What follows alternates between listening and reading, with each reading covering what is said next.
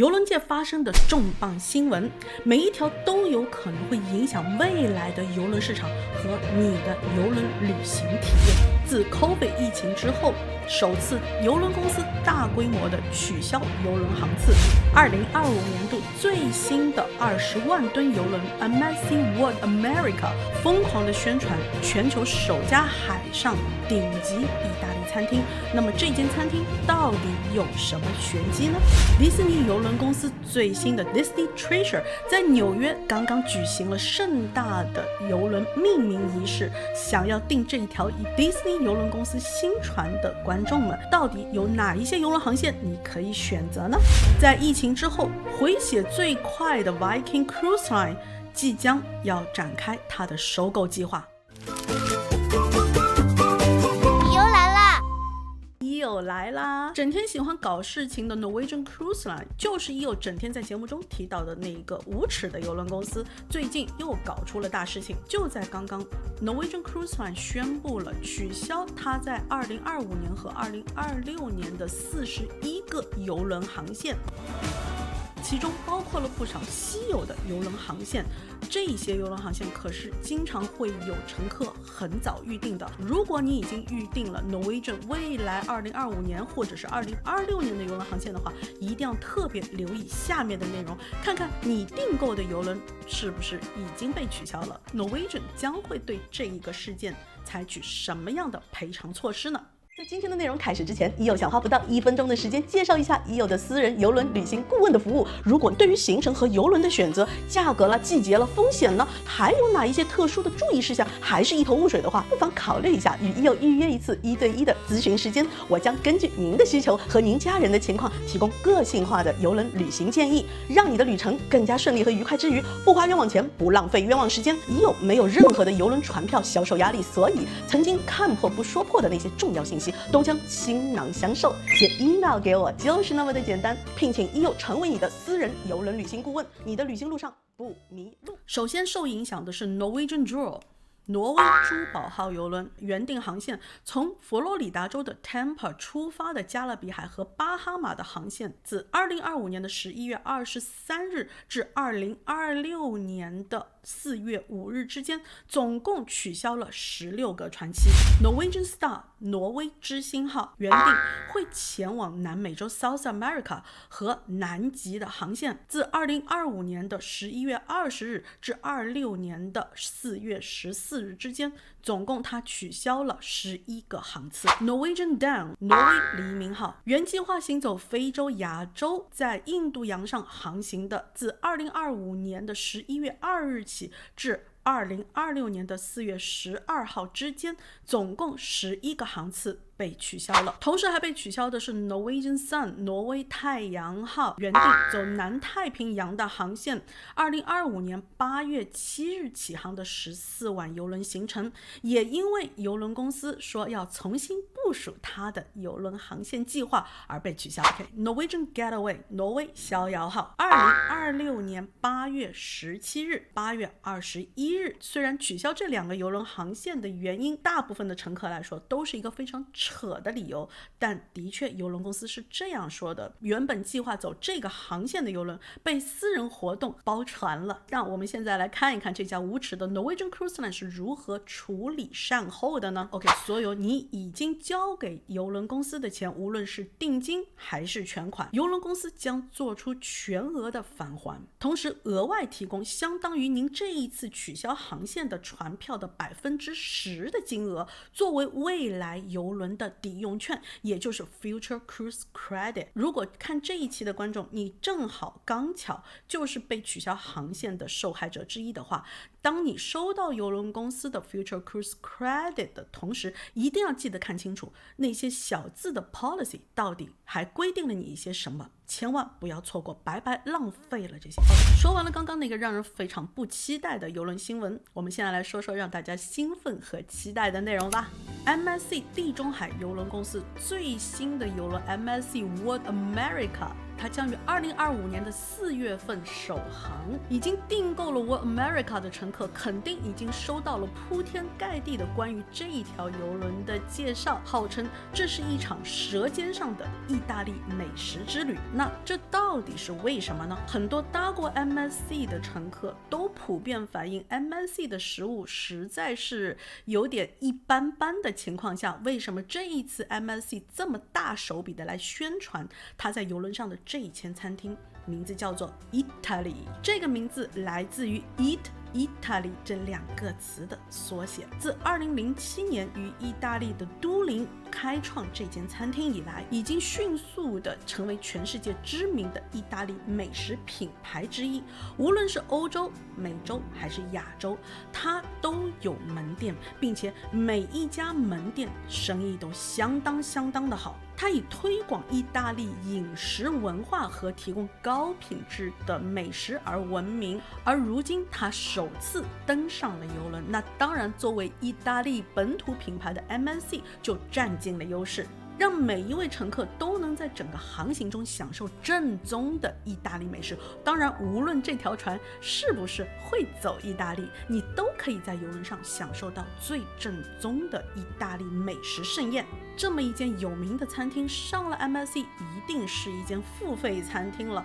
它为大家搞来了 Italy 在 MSC 邮轮上的菜单。如果把它只是作为一家在陆地上如此知名的一间餐厅的话，我觉得性价比还是不错的。一个披萨或者是一碗意大利面，也就是卖20到25块钱美金左右。那如果是一个主菜，通常是在40块钱美金左右的价格。这一间餐厅如果开在陆地上的话，可是一座难求哦。那如果你在邮轮上可以自由享用这一间餐厅美食的话，我个人觉得性价比还是 OK 的。那顺便说一下，陆地上的意大利餐厅在你用餐的同时，还可以在现场购买到原装的来自于意大利的一些著名的食材和配料。不知道邮轮上是不是也会抓住这一个商机呢？迪士尼最新邮轮 Disney Treasure 在纽约举行了盛大的命名典礼。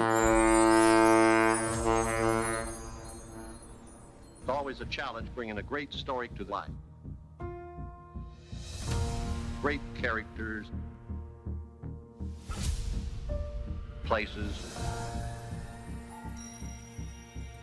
that have only existed in the imagination. But it's the kind of challenge we enjoy.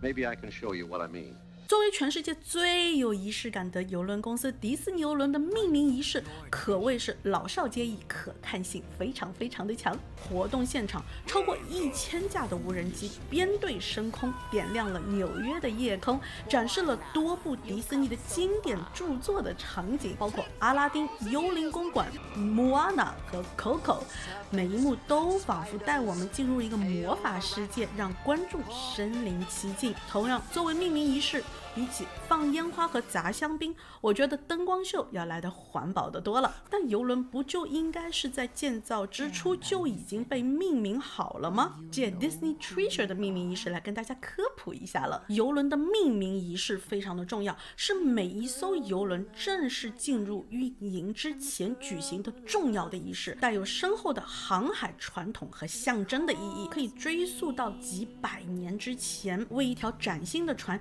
祈求幸运和安全航行。通过特别的仪式，这条船将获得生命。Disney Treasure 是迪士尼邮轮公司目前为止全新最大吨位的邮轮，14万吨，可以载客的人数达到了4000名。如果搭惯了迪士尼的人肯定知道，其实不同的迪士尼邮轮都有它不同的风格。这一艘全新的迪士尼邮轮，它的水上乐园用的是莫阿娜的元素，我们将在邮轮上看到全新编排的美女与野兽的百老汇演出。Disney Treasure 将于2024年的12月从 Port of Carnivoro 出发，也就是离全世界最大的迪士尼乐园最近的那个港口出发哦。通常行走8天7晚为主的加勒比海的航线又已经帮大家翻过了，25年也好，26年也好，它只走加勒比海。在邮轮上的主题餐厅是 Coco 和漫威。如果是以已经预定了或者正在计划购买 Disney Treasure 船票的金主爸爸、金主妈妈们，希望你的全家都在邮轮上更加融入这个仪式感满满的环境中的话，记得刚刚说到的这几个主题，你可以为你的家人和你自己准备好主题装扮。We'll discover the treasure. Let's live the adventure.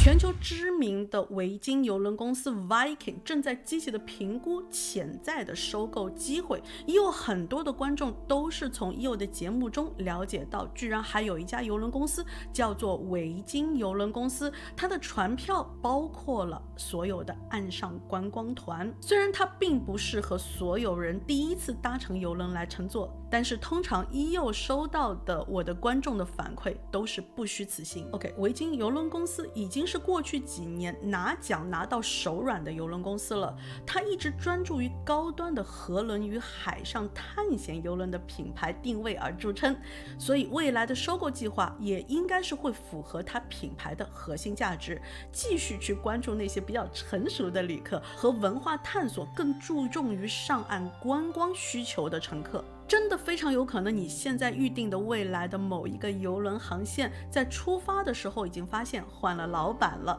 那为什么 Viking 邮轮公司如此的财大气粗，自我感觉如此良好呢？据 Viking 邮轮公司公布的财务数据显示，公司目前拥有充足的现金储备，并且在过去几年里面保持非常稳定的增长。大家肯定都能够算得出来，在过去这短短的几年里面，正是我们邮轮在疫情之后复苏的重要的这几年，很多的邮轮公司在疫情期间都亏得岌岌可危的情况下，疫情之后的复航回血就对他们来讲格外的重要，而其中回血速度最快的要数 Viking 邮轮公司了。按照目前的数据来看， Viking 在整个2025年度，无论是河轮也好海轮也好，它的舱位已经被预定了超过70%，意思就是说，如果你看了EO今天的视频之后，再去下手订购2025年出发的维京任何的，包括河轮也好海轮也好，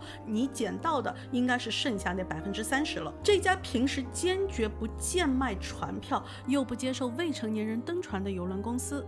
居然在目前大家都认为世界经济局势比较低迷的一个大环境中，利用它品牌的市场吸引力大量吸金的同时，也说明了咱们邮轮行业正在走向一个全新的阶段。在EO多年的从业经验当中，一次维京邮轮 Viking 旅行，一个房间常常花费在买船票上的都是以万来计算的价格。在目前这个大家都不太愿意高消费的经济形势下，可见乘客对于维京邮轮公司的偏爱和信任了。今天视频的形式是EO做的一个尝试，如果大家喜欢的话，或者是有什么建议，可以在我的留言区来告诉我。如果今天的内容让你觉得有那么一点收获的话，记得给EO的这个视频点赞支持哦。我们下一期再见，拜拜。